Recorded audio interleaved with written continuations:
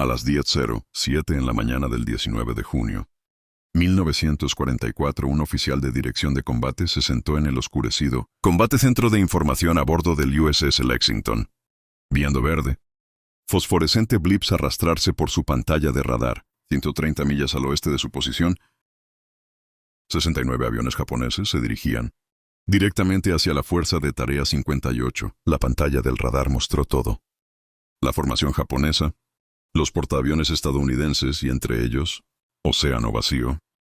En los próximos 12 minutos, los directores de casas de todo el grupo de trabajo tendrían que coordinar la interceptación de esos 69 aviones enemigos, usando docenas de cazas Grumman F-6F Hellcat, dispersos en 3 altitudes diferentes y separados por millas de Vinctmar de Filipinas.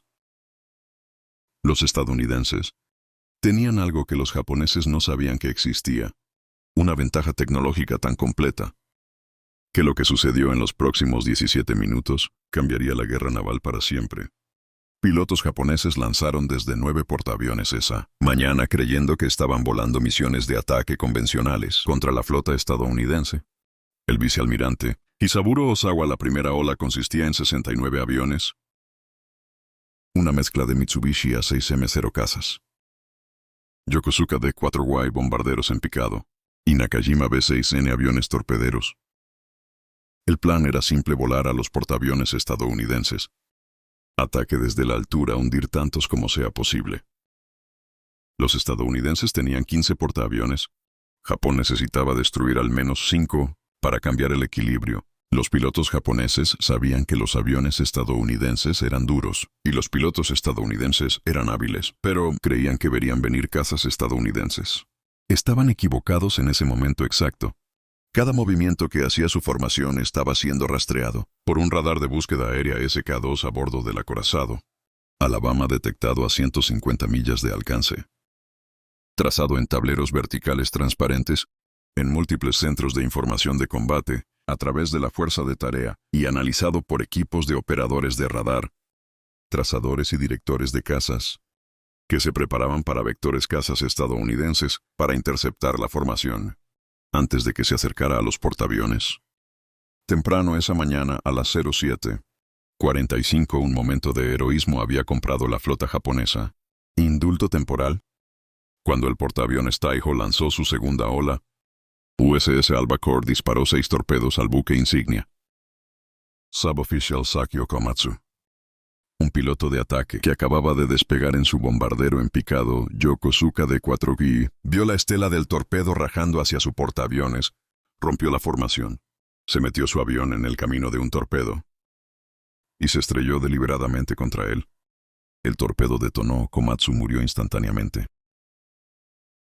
Su sacrificio destruyó un torpedo, pero otros 5 continuaron hacia Taiho.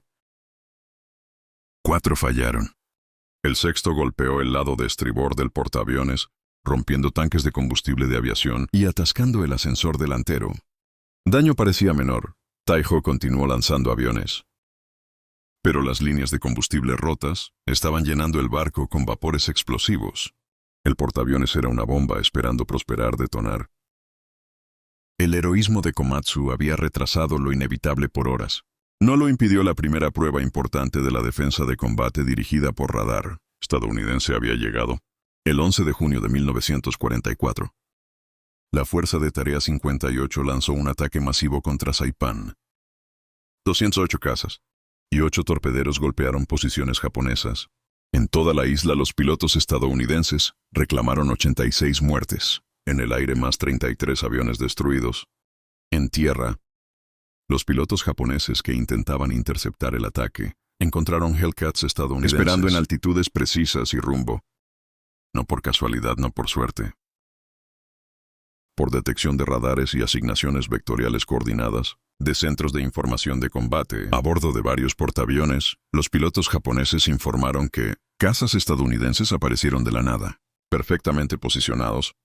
Sus comandantes asumieron que era una coincidencia. Estaban equivocados. Los estadounidenses estaban rastreando todos los aviones japoneses desde el momento en que despegó. 4 días después, el 15 de junio, al anochecer, las fuerzas japonesas lanzaron una sonda contra la Fuerza de Tarea 58. 7 aviones torpederos atacaron desde Guam.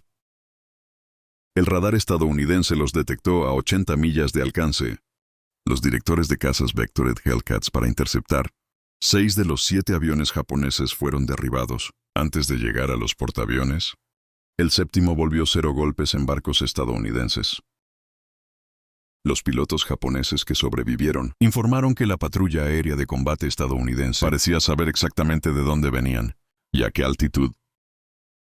La inteligencia japonesa no pudo explicarlo. El reconocimiento había informado un caza estadounidense en el área de intercepción.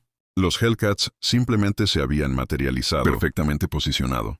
Lo que los japoneses no entendían era que ya no estaban luchando contra pilotos individuales. Estaban luchando contra un sistema. A mediados de junio de 1944, el Centro de Información de Combate se había convertido en el centro nervioso de las operaciones de portaaviones estadounidenses. El concepto había evolucionado de duras lecciones aprendido en 1942. En la batalla de Midway, los portaaviones estadounidenses habían luchado casi a ciegas. El radar existía, pero seguía siendo primitivo. La comunicación entre barcos fue, la dirección caótica del luchador sucedió por conjeturas y portadores de avistamiento visual quemados. Porque el sistema defensivo no podía posicionarse luchadores de manera efectiva. Después de que a mitad de camino la Marina supo que necesitaba algo mejor, el personal del almirante Chester Nimitz estudió el problema. Ellos examinaron las experiencias británicas con control de luchadores dirigido, analizaron fallos de comunicación por radio, diseñaron nuevos procedimientos. En noviembre de 1942, la Flota del Pacífico publicó el Boletín Táctico 4, TV-42, establecer procedimientos estandarizados de dirección de cazas. En enero de 1943, almirante Ernest King cambió formalmente el nombre del Centro de Coordinación, el Centro de Información de Combate. A principios de 1944, cada nuevo portaaviones tenía un SIG dedicado. Operadores entrenados en el espacio con el sistema funcionó a través de la integración. Varios barcos equipados con radares de búsqueda aérea SK-2 detectó incursiones entrantes a distancias de hasta 150 millas. Los retornos del radar aparecieron en visores circulares con líneas de barrido giratorias. Los operadores llamaron alcance y rodamiento. Los plotters alistados marcaron los contactos en grande, transparente, tableros de trazado verticales con lápices de grasa. Diferentes colores para diferentes tipos de incursión. Números asignados a cada grupo. Incursión 1, Incursión 2. Incursión 3. Las tramas mostraron todo. Aviones enemigos, cazas amigos. Naves de superficie, todas en una sola pantalla, visible para todos en el CEIC. El oficial de dirección del caza estaba detrás de los conspiradores. Viendo cómo se desarrolla toda la imagen táctica, en tiempo real tenía comunicación por radio. Con cada Hellcat en el aire. F-Radio Clara. Frecuencias múltiples confiables para evitar interferencias. Podía ver a los luchadores en la trama. Podía ver la incursión entrante. Podría calcular cursos de intercepción, altitudes y tiempo. Entonces él tomaría el micrófono de la radio y vectores de los luchadores en posición. Gire a la izquierda rumbo 2. 7-0. Sube a Angels 18 Bogey rumbo 2.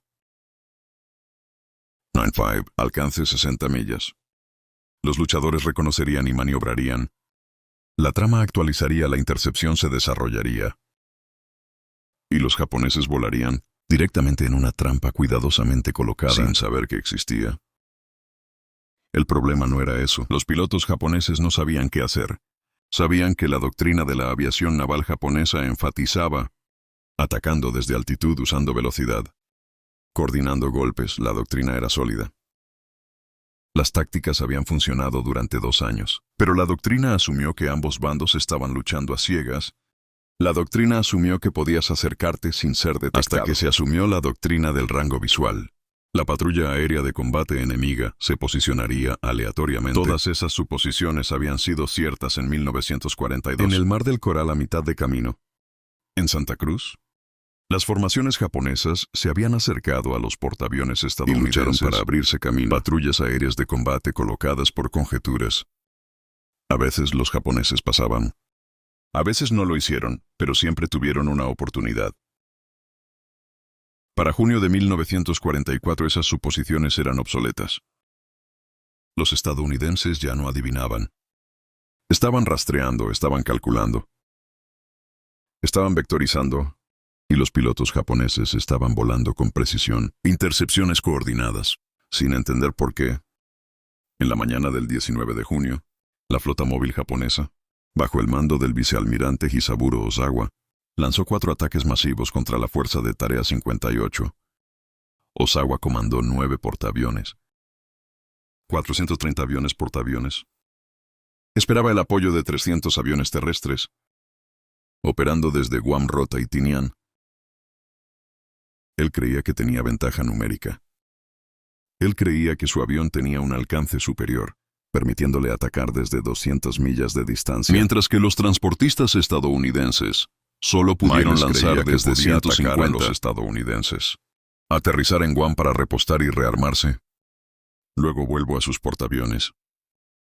Creía que los estadounidenses se verían obligados a defender contraataques desde múltiples direcciones, simultáneamente abrumando sus defensas. Lo que Ozawa no sabía era que los submarinos estadounidenses... Ya había visto su flota. USS Flying Fish detectó sus portaaviones el 15 de junio. USS Seahorse vio sus acorazados el mismo día. USS Caballa rastreó la flota el 17 y 18 de junio. Inteligencia estadounidense había roto los códigos operativos japoneses. Almirante Raymond Spruance al mando de la Quinta Flota. Sabía que Ozawa vendría almirante Mark Meecher al mando de la Fuerza de Tarea 58 de Lexington. Preparó una defensa coordinada. Eso destruiría la aviación naval japonesa. En un solo día al acero. 700 horas el 19 de junio. Los operadores de radares estadounidenses detectaron aviones japoneses formándose sobre Guam al acero. 800 horas se detectó una gran formación. 80 millas al suroeste del grupo de trabajo. A las 10 horas apareció la primera incursión importante. En las pantallas de radar de toda la flota, alcance de 69 aviones a 150 millas al oeste. Altitud desconocida pero probablemente alta, cerrando a 180 nudos. Los directores de casas lo designaron Incursión 1. El director del grupo de trabajo a bordo de Lexington, directores de congrupos de trabajo coordinados. A través de la flota, varios transportistas, preparado para lanzar todos los luchadores disponibles. El sistema que se había desarrollado durante 2 años, refinado a través del combate, experiencia y perfeccionado a través del entrenamiento, estaba a punto de enfrentar su mayor prueba. El oficial de dirección de combate en el SIG de Lexington. Vi cómo se desarrollaba la trama. La formación japonesa apareció como un grupo de grasa. Marcas de lápiz en el transparente. Tablero vertical a 130 millas de distancia. Moviéndose constantemente, los Hellcats del Este ya estaban en el aire. En patrulla aérea de combate de rutina. Se estaban lanzando más de cada portaaviones en el grupo de trabajo. Los directores de los luchadores necesitaban posicionarlos 70 millas al oeste a 18,000 pies para atrapar a los japoneses en altitud. Antes de que el tono pudiera comenzar su inmersión de ataque, los Hellcats estaban esparcidos por 40 millas de océano. A varias altitudes se enviaron llamadas de radio. Vectores asignados en espera 2. 5 gire a la derecha rumbo 2. 8. 00 subida a Ángeles 18. Espera por un 8 mantener el rumbo. Ángeles 20 espera a las 3. 4 ven a la izquierda 2. 6 5. La trama mostraba que los Hellcats comenzaban a convergir. 60 millas fuera 55. Empty.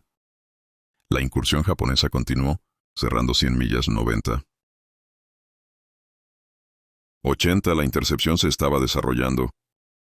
El tiempo fue ajustado pero funcional. A las 1023 el almirante Meecher ordenó el lanzamiento máximo de cazas. De todos los transportistas, todos los Hellcat disponibles salieron al aire. Más de 200 cazas el cielo llenó con aviones estadounidenses. Todo coordinado, todo vectorizado. Todos posicionados por directores de luchadores, viendo el radar gráfica más llamadas de radio. La formación japonesa alcanzó un rango de 70 millas. La división Hellcat principal informó contacto visual. Bandido salto a las 12 en punto. Gran formación que el director de combate dio la orden. Cuenta o ejecutar. Los Hellcats se zambulleron en la división principal. Golpea la formación japonesa desde arriba y adelante. Posición perfecta. Los japoneses nunca los vieron venir. Hasta que Hellcats apareció entre ellos. Los Zeros intentaron girar y comprometerse. Demasiado tarde. Los Hellcats ya habían pasado por la formación. Esparciéndolo más, Hellcats llegaron de otros vectores. Exactamente donde los directores de luchadores los habían colocado, la formación japonesa se desintegró. Aviones individuales intentaron presionar ataques hacia los transportistas. Los Hellcats los persiguieron y destruyeron uno por uno. Fuego antiaéreo de la pantalla. Acorazados y cruceros. Creó un muro de explosiones a 12.000 pies de altura. Avión japonés que penetró en la pantalla Hellcat. Voló contra esa pared. Muy pocos sobrevivieron. A las 10:40 el compromiso había terminado. 42 de 69 aviones japoneses destruidos. 27 devueltos o dispersos. 0 golpes en portaaviones estadounidenses. Un Hellcat derribado. El piloto fue recuperado por un destructor. A las 11:00, 7 radares detectaron incursión. 209 aviones más grandes que la incursión 1. Viniendo de la cordillera noroeste 120 millas. El director del luchador del grupo de trabajo. Intercepciones asignadas a varios transportistas. Essex asumió la responsabilidad principal. Lexington apoyado. Bunker Hill lanzó cazas adicionales. El sistema repitió la detección de radar. Trauma. Asignación vectorial. Coordinación de interceptación. Los Hellcats ya estaban en el aire desde la incursión 1. Se reformaron y reposicionaron en base a nuevos vectores. Nueva altitud, nuevo rumbo. Se acercó el nuevo punto de interceptación de la incursión 2. La formación japonesa voló directamente, sin maniobras evasivas. Mantuvieron la disciplina de formación, exactamente como la doctrina prescribió. Pero la doctrina suponía que el enemigo era ciego. Los Hellcats los golpearon a 60 millas de distancia, 70 aviones japoneses destruidos. Antes de que la incursión llegara al grupo de trabajo estadounidense, el resto dispersado 4 atacaron a los portaaviones. Cerca de los fallos, no en los golpes. Los 4 derribaron la segunda incursión, había sido aniquilada. Con incluso mayor eficiencia que la primera. La tercera incursión llegó a las 13 horas. 47 aviones del norte. Misma detección de patrones. Trazar vectores. Interceptar 7 aviones japoneses derribados.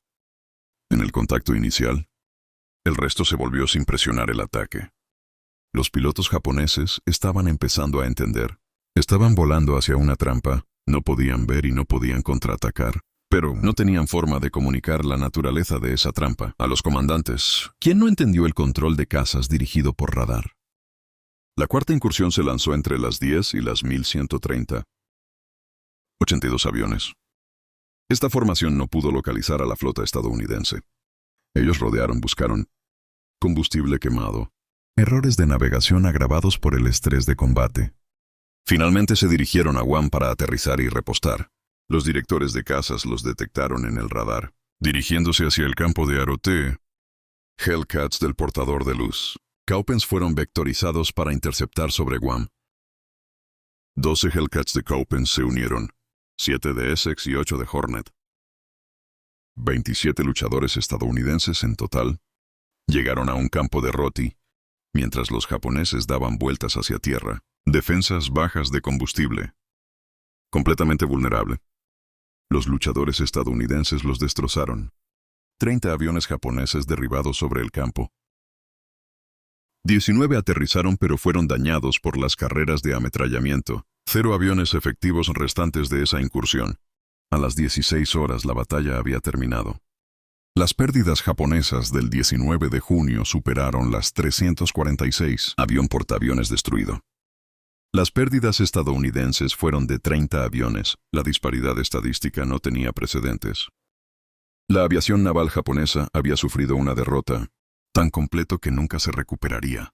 La fuerza de portaaviones que había atacado Pearl Harbor, que había aterrorizado al Pacífico durante 2 años, estaba efectivamente terminado. No porque los pilotos estadounidenses estuvieran mejor entrenados, no porque los aviones estadounidenses fueran superiores, aunque eran sino porque los estadounidenses habían construido un sistema que detección de radar integrada, comunicación coordinada y dirección precisa del luchador en un perfecto red defensiva, que los pilotos japoneses no pudieron penetrar y los comandantes japoneses no pudieron entender. Las estadísticas contaron la historia, pero las estadísticas no capturaron lo que realmente había sucedido. Los pilotos japoneses habían lanzado esa mañana, creyendo que estaban atacando a un enemigo, que lucharon de la misma manera que lo hicieron. Iniciativa individual de avistamiento visual. Habilidad de piloto contra habilidad de piloto. En su lugar, se habían encontrado con algo completamente diferente. Un sistema de defensa coordinado, que los vio venir desde 150 millas de distancia. Calculó su curso y altitud, con precisión matemática. Interceptores posicionados perfectamente. Y los destruyó, en compromisos cuidadosamente orquestados, que no dejaba espacio para que la habilidad individual compensara. No fue una pelea justa, fue una ejecución sistemática. Lo que los pilotos japoneses no vieron fue el centro de información de combate. No vieron a los operadores de radar, viendo blips verdes en pantallas circulares. No vieron a los conspiradores alistados, marcando tableros transparentes con lápices de grasa. No vieron a los directores de luchadores, con micrófonos de radio, emitiendo vectores de calma a los pilotos de Hellcat. No vieron equipos de marineros trabajando juntos, con precisión ensayada. Solo vieron el resultado Hellcats, apareciendo desde posiciones perfectas cada vez. No importa cómo maniobren, no importa cómo se acercaran, los estadounidenses siempre estaban listos, siempre posicionados, siempre esperando. Los pilotos japoneses informaron esto a sus comandantes. Los estadounidenses deben tener un nuevo radar. Los estadounidenses deben haber roto nuestros códigos. Los estadounidenses deben tener espías en nuestros transportistas. Los informes eran parcialmente correctos. Los estadounidenses tenían un excelente radar. Habían roto códigos japoneses, pero esos no fueron los factores decisivos. El factor decisivo fue la integración. Los estadounidenses habían tomado tecnología de detección, técnicas de trazado de sistemas de comunicación, y la doctrina de la dirección del luchador, y los integró en un sistema coordinado, que funcionaba como una sola arma. Los japoneses tenían la mayoría de los mismos componentes. Tenían un radar de búsqueda aérea tipo 2, con alcance de 50 millas y error de rodamiento de 5 grados. Tenían comunicación por radio. Tenían pilotos hábiles y comandantes experimentados. Lo que les faltaba era integración. Los transportistas japoneses operaban de forma independiente. Cada barco rastreó sus propios contactos de radar y dirigió a sus propios luchadores. No había una imagen unificada, sin vectores coordinados, sin enfoque sistemático. La dirección del luchador japonés siguió siendo intuitiva e individual en lugar de sistemático y coordinado. Para cuando los ingenieros japoneses, entendí lo que los estadounidenses habían construido. Era demasiado tarde para responder. La capacidad industrial para desarrollar un sistema comparable no existía. El personal entrenado para operarlo estaba muerto. El tiempo para implementarlo se había agotado. Japón estaba perdiendo la guerra. El concepto del Centro de Información de Combate había sido desarrollado a través del esfuerzo institucional, a través de la Marina de los Estados Unidos. Después de la batalla de Midway, debilidades críticas expuestas en la defensa del portaaviones, varios oficiales y expertos técnicos trabajaron para resolver el problema. Los especialistas en radares mejoraron las capacidades de detección, comunicaciones. Los oficiales desarrollaron mejores procedimientos de radio. Los expertos tácticos diseñaron la doctrina de la dirección del caza, entrenamiento. Los oficiales crearon procedimientos operativos estandarizados. El sistema surgió de la colaboración entre docenas de contribuyentes. Cada parte de la resolución del rompecabezas. Ninguna persona inventó el SIC. Fue diseñado a través del análisis sistemático de los fallos de combate y desarrollo metódico de soluciones. Teniente Comandante John Montserrat fue uno de los primeros oficiales de dirección de cazas entrenado en el nuevo sistema. Sirvió a bordo del portaaviones ligero Langley durante la batalla del Mar de Filipinas, en el Langley CEC. Montserrat coordinó intercepciones de cazas contra incursiones japonesas. A lo largo del 19 de junio, su experiencia ese día y sus observaciones de cómo se desempeñó el sistema bajo estrés de combate informaron su trabajo posterior documentando los procedimientos de CICE después de la guerra,